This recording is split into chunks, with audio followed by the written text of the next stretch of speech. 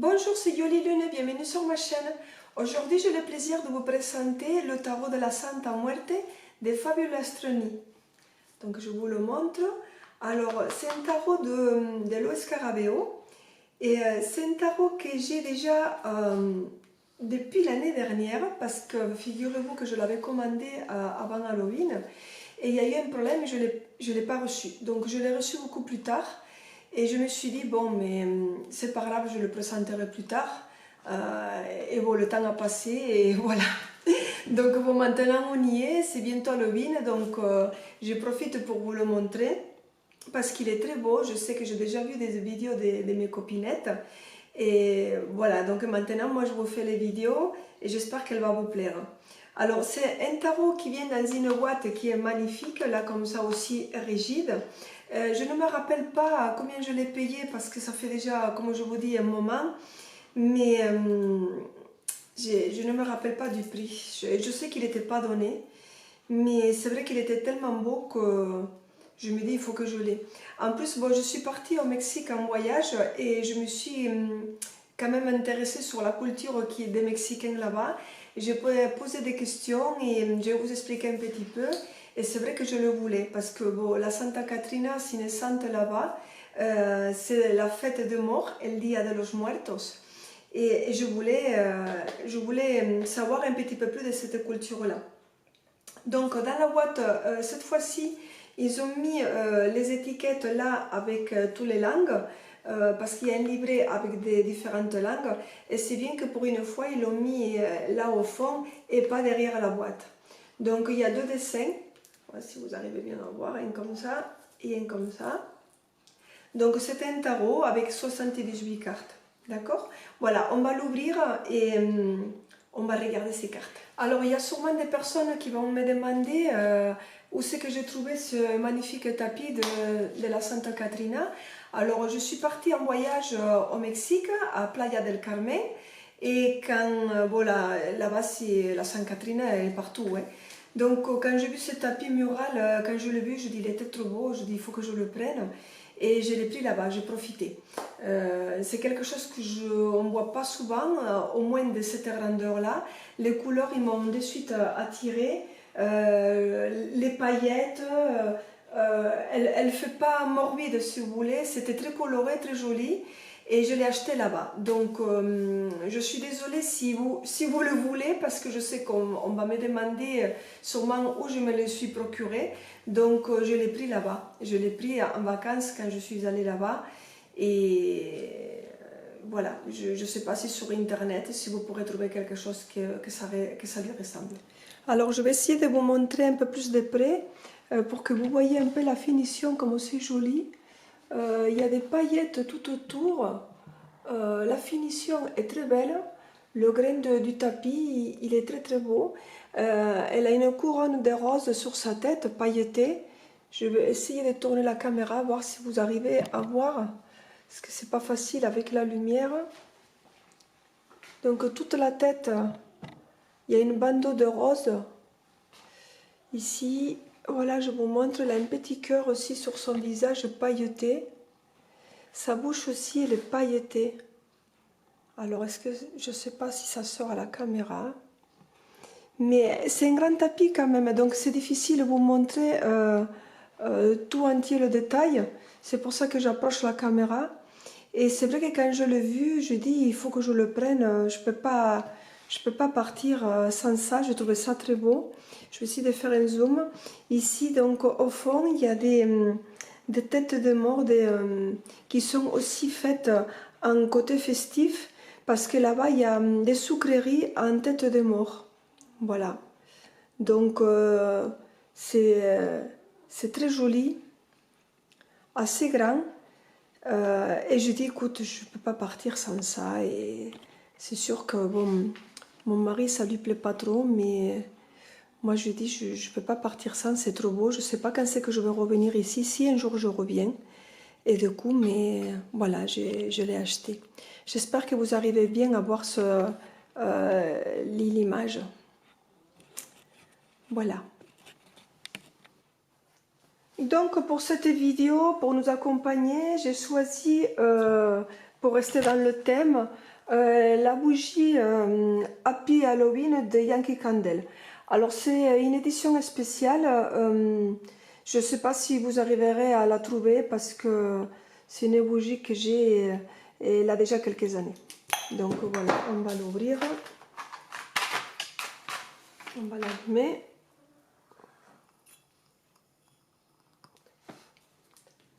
Voilà, on va la mettre comme ça et elle va nous accompagner. Donc, revenons à notre tarot. Allez, on va l'ouvrir. On va découvrir les cartes.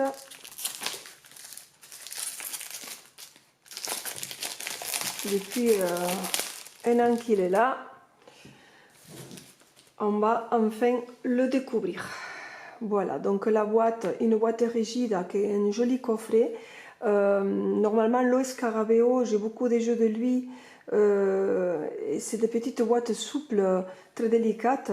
Là, dans cette boîte-là, ils ont fait un format pour moi très luxueux avec des lettres en or qui ressortent brillantes. Je trouve que la boîte, elle est vraiment très très belle. Ça fait un beau coffret. Alors, il y a plusieurs langues dans le livret. On va les découvrir. Alors, on va ouvrir. Voilà. Une boîte rigide avec... On va l'ouvrir. La boîte, elle est vraiment rigide. C'est une boîte belle pour une collection. Alors, le petit livret, ils nous ont fait un livret qui me paraît épais. Mais bien sûr, comme je vois qu'il y a plusieurs langues, donc en fin de compte, je pense qu'il va y avoir pas beaucoup en français. Alors, c'est un joli livret en couleur. Donc, Tarot de la Santa Muerte de Fabio Listrani. Alors, à l'intérieur est en couleur. C'est très beau. Alors, anglais, italiano, français, espagnol, portugais. Ça, je ne sais pas ce que c'est. Russe, peut-être. Je ne sais pas. Et il y a un japonais ou chinois. Voilà. Alors, nous, le français, j'aurais pu aller à l'espagnol, mais bon, on va au français. On va à la page 69. Et on va regarder un petit peu ici. Voilà, avec une belle photo, que sûrement c'est l'illustration d'une carte. Et là, il nous marque Santa Muerte Tarot. Voilà, donc là, ils nous disent ce que vous avez entre les mains est un jeu de tarot qui célèbre la vie. Voilà. Donc, il nous explique... attendez, j'ai passé 2 pages. Voilà. Les arcanes majeurs. Donc, il nous montre le numéro de la carte, le nom de la carte. Il y a une petite... comment dire, une petite présentation de la carte. Alors, oui, effectivement, ça c'est un tarot Rider-Waite. Pour les personnes qui sont tombées amoureuses de ce tarot, parce que c'est un tarot que soit on aime, soit on n'aime pas. Si c'est votre premier tarot, c'est pas avec une petite définition comme ça que vous pourrez peut-être vous en sortir. Mais ne vous inquiétez pas, s'il vous plaît, il n'y a pas de problème. Vous achetez un livre sur le fonctionnement du tarot et là, avec ça, vous complétez. Donc, on a ici toute la description. Donc, après, vous avez aussi donc, les arcanes mineurs, les coupes, denier, épée, tirage des cartes. Et il me manque, attendez, épée, bâton. Voilà. Donc, est-ce que par contre, je vois que peut-être à la fin... ah non. Il n'y a aucun modèle de tirage. C'est... Ah si. Alors, attendez. Qu'est-ce que là je ne sais pas si... je pense que c'est un exemple de tirage. Après, comme il est en anglais, alors là, moi, je nage complètement. Hein. Donc je pense que c'est un petit tirage. Voilà. Donc c'est dommage qu'ils l'ont pas mis. Attendez, est-ce qu'ils l'ont mis en... Oh, elle est belle la carte. Magnifique. Est-ce qu'en français...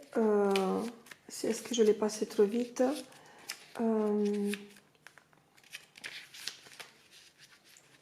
Attendez, parce que je le découvre... non, il n'y est pas.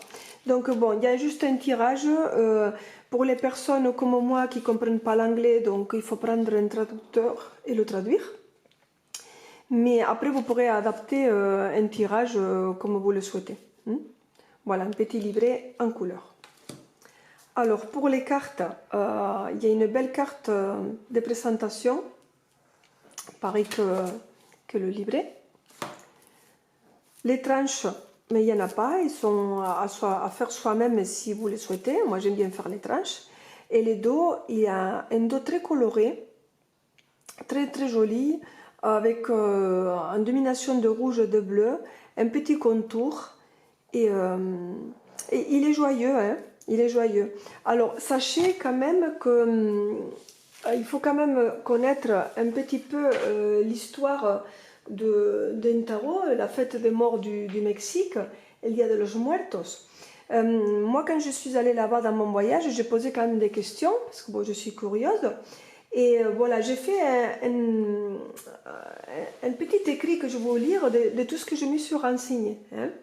Les croyances mexicaines donnent à la mort un caractère festif. C'est considéré comme une étape, pas une fatalité. Bien sûr, ils ont de la peine pour des lettres qui est partie. Hein. Quand quelqu'un décède, forcément on a de la peine. Hein. Mais en parallèle, ils voient cette étape comme une continuité. Donc, on honore la mort en faisant une grande fête. Les Mexicains savent que la douleur et la souffrance font partie de la vie et qu'on ne peut pas s'échapper. Les représentations des crânes sont représentées et utilisées dans les cérémonies cultes depuis de nombreuses années. Donc partout où vous allez là-bas dans cette fête-là, il y a des crânes, des araignées, des petits trucs, tout en sucrerie qu'on peut les manger. On passe aux cartes. On va l'ouvrir. Alors, attendez, je vais prendre ça pour l'ouvrir, que je n'abîme pas le jeu.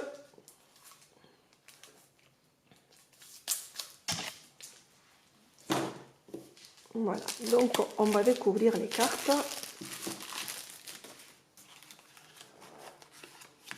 Donc la carte que je vous ai montrée tout à l'heure, avec le dos, avec les têtes de l'écran, avec les fleurs rouges, c'est très joli, il a un joli dos. Je pense qu'ils ont fait un contour exprès pour faire sortir ça. Alors c'est un tarot que c'est spécial, hein, les têtes des morts, les crânes, c'est pas tout le monde qui aime ça. En sachant aussi que cet tarot-là, il a été fait dans la joie. Il y a des choses un peu presque comiques dans les images. Et on va regarder tout ça. Alors les cartes, elles sont souples, de bonne qualité. Je trouve qu'elles sont jolies. Elles sont brillantes. Je ne sais pas si à la caméra vous le voyez. Donc il y a le nom de la carte ici et le numéro. Voilà, donc vous voyez, ça c'est le fou. Bon, je ne vais pas commenter toutes les cartes, je vous montre. Mais bon, ils ont mis un petit papillon. Il y a toujours quelque chose de joyeux, de lumineux pour voir autre chose que le squelette. Le magicien, avec plein de lumière, plein de bougies ici, avec toutes les symboles. Voilà, elles sont très belles ces cartes. Elles sont très belles. Et vous voyez sur le côté, il y a un côté lumineux qui attire la carte, qui la sort du côté obscur. Voilà, comme c'est beau. J'espère que vous voyez bien parce qu'aujourd'hui, il y a le soleil, il vient, il s'en va. L'empereur, ici façon guerrier.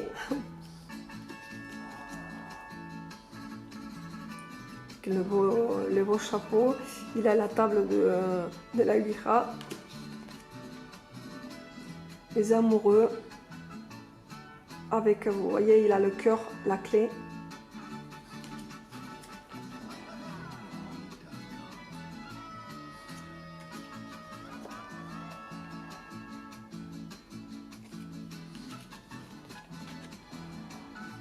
Hermite, ils nous ont mis une lumière, ça illumine la carte. Oh, elle est très belle. Très très belle carte.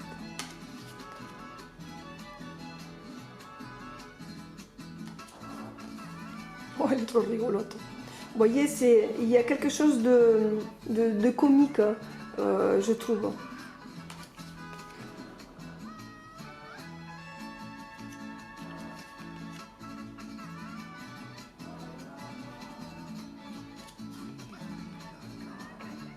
Là, ils nous ont mis une tendance rouge, exprès pour envoyer le feu.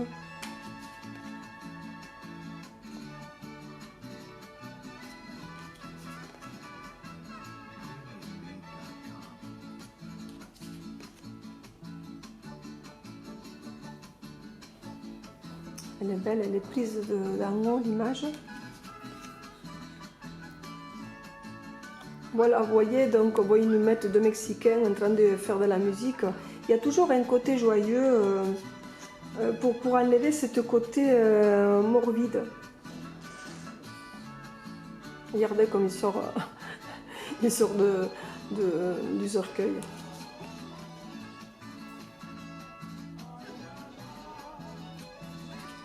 Alors on arrive à la série des coupes, donc on nous met le ton de bleu par rapport à l'eau.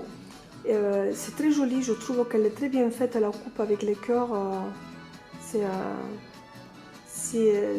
très très belle. Vous savez que c'est les émotions. Ah, ça c'est la carte qu'on a vue tout à l'heure dans le livre, elle est magnifique. Donc vous voyez, les têtes ils font forme de coupe, elles sont remplies d'eau et en fait comme si ils sont unis. Le liquide il passe d'un côté à l'autre, enfin, ils sont ensemble, ils sont reliés. On voit les cœurs par transparence. Je trouve qu'elles sont très bien dessinées. Il y a quelque chose qui a été très bien fait, très recherché pour comme je dis, je répète, enlever ce côté morbide. Voilà, je vous laisse un petit peu découvrir les cartes.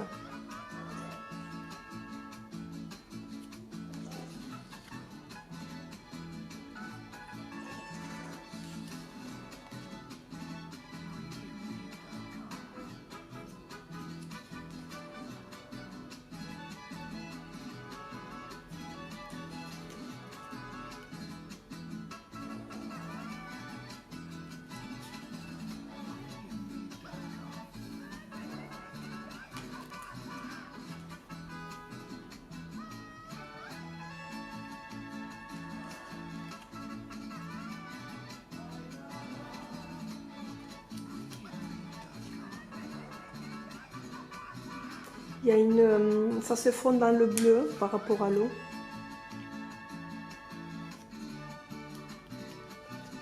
On arrive au denier.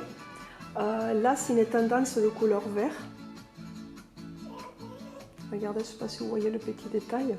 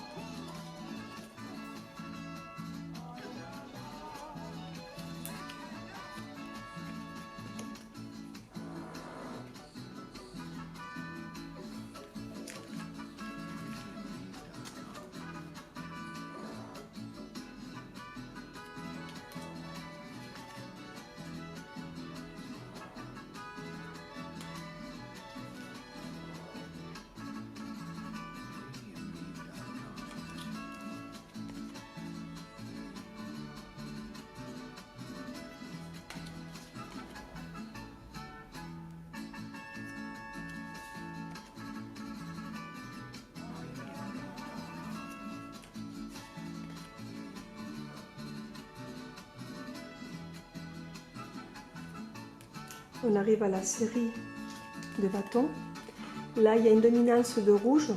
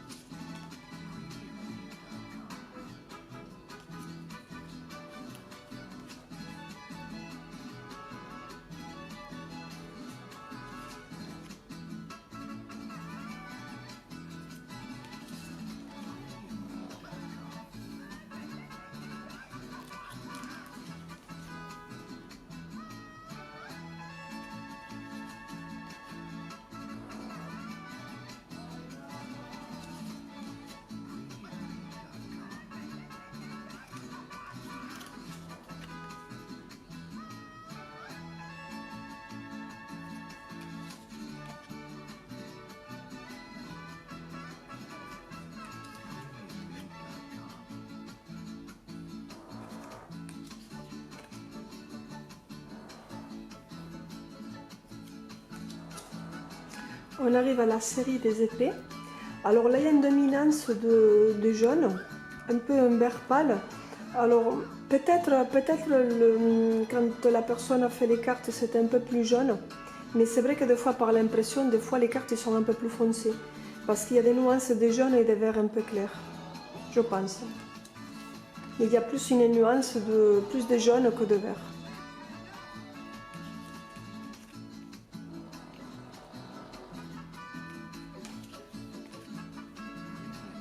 Je passe là, oui.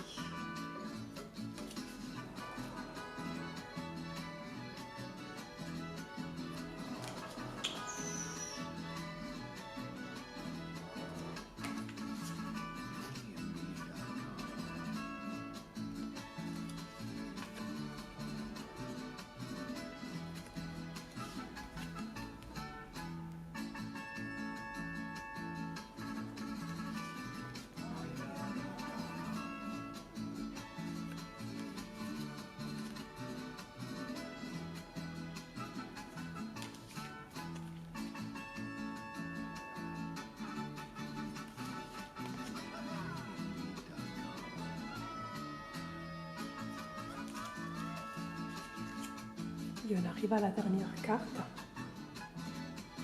du tarot de la Santa Muerte. Voilà les amis, j'espère que ce jeu vous a plu. Alors soit on l'aime, soit on l'aime pas.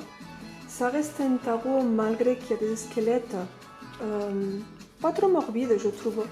Je trouve qu'il est très intéressant. Si vous l'avez ou que vous l'avez pas, quand vous regardez les cartes, il faut les regarder plusieurs fois en détail parce qu'il y a tellement de détails qu'avec une première fois on ne le voit pas. Mais il est très intéressant, je trouve qu'il est très coloré. Moi, il me plaît beaucoup. Voilà les amis, je vous embrasse et je vous dis à bientôt.